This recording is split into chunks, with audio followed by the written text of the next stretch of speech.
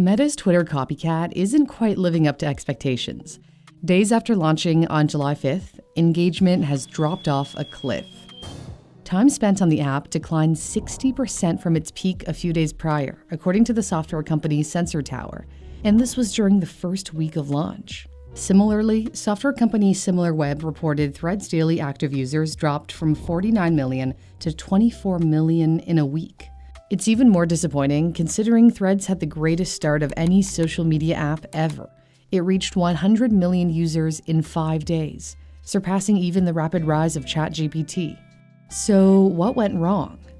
While the initial interest may have appeared promising, it's possible this was somewhat misleading. One factor contributing to the surge of signups is how easy it is to join. I could easily get my puppy onto Threads by signing up through her Instagram account with a few clicks of a button. Additionally, Threads offers the feature of transferring your Instagram followers directly onto the new platform. This could have amplified the popularity of Threads, giving a skewed perception of genuine user engagement. Another aspect that's problematic is that you can't delete your Threads account without deleting your Instagram account as well. You can deactivate Threads, but you're locked in unless you choose to delete both. And privacy concerns are off the charts. When I compared the privacy labels from Apple's App Store, I noticed that Threads gathers a lot more information than Twitter, including what's labeled as sensitive info. This includes racial or ethnic data, sexual orientation, pregnancy or childbirth information, disability, religious and philosophical beliefs, trade union membership, political opinion, genetic information, or biometric data, which includes fingerprints and facial recognition data. Because it collects so much data, Threads isn't yet able to launch in Europe, as collecting sensitive information requires a higher standard of legal consent in the EU. Meta's track record on privacy is far from clean. Facebook is known for collecting user data and allowing advertisers to target them. Besides the privacy concerns, Threads has limited features. Unlike Twitter, there's no option of a home feed just for people you follow, though such a feature is apparently in the works.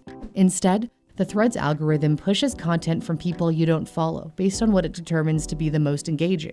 The goal is to keep you on the platform for longer, eventually exposing you to more ads when ads come to Threads.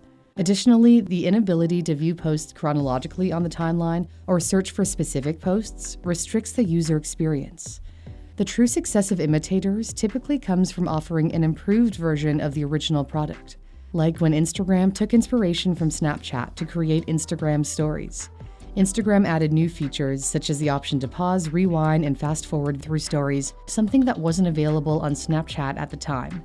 This enhanced the user experience, and Instagram Stories surpassed Snapchat's user base.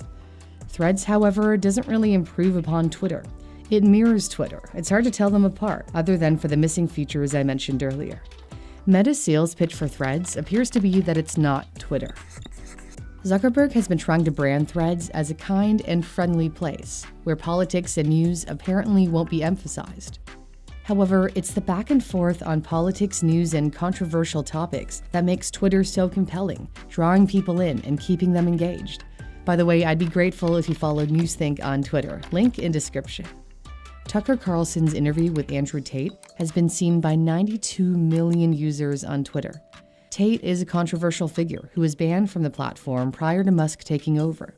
A big reason the SpaceX and Tesla CEO acquired Twitter for $44 billion was because he felt freedom of speech had been restricted. Twitter has been bracing for more competition. About a week after Threads launched, Twitter started sharing ad revenue with creators, beginning with a portion of the revenue earned from replies to their posts. So Twitter is trying to incentivize people to post great content, bolstering its appeal. But maybe there's nothing to worry about. Will Threads end up in the graveyard of other failed Meta projects like Lasso, Facebook's answer to TikTok, or Hobby, its answer to Pinterest? The huge drop in engagement so soon after launch suggests it's headed down that direction, unless the app improves. But maybe this wasn't about Threads, but a bigger plan. Threads could be part of Mark Zuckerberg's wider goal to build the metaverse, a virtual reality space that enables users to interact with each other inside a computer-generated environment. Meta says it plans to decentralize Threads, meaning it will work with other non-Meta social networks, which aligns with Meta's vision for the metaverse, a seamless online ecosystem where interactions are not limited to one specific platform, like Facebook. The rivalry with Twitter is not confined to the virtual world. Elon Musk and Mark Zuckerberg may be stepping into an entirely different ring, possibly fighting in an MMA-style match. Who would you place your bet on? Let me know in the comments. As fascinating as this fight would be, if it does happen, I seriously hope they're not injured because their tech companies really need their big brains. The brains behind their platforms are skilled engineers. It's the kind of skill that is so important to foster, especially today.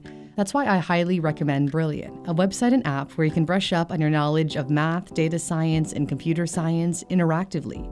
If you're curious about how recommendation algorithms work and how they predict content you'd love, dive into Brilliant's new How Technology Works course. Using Brilliant is part of my daily routine.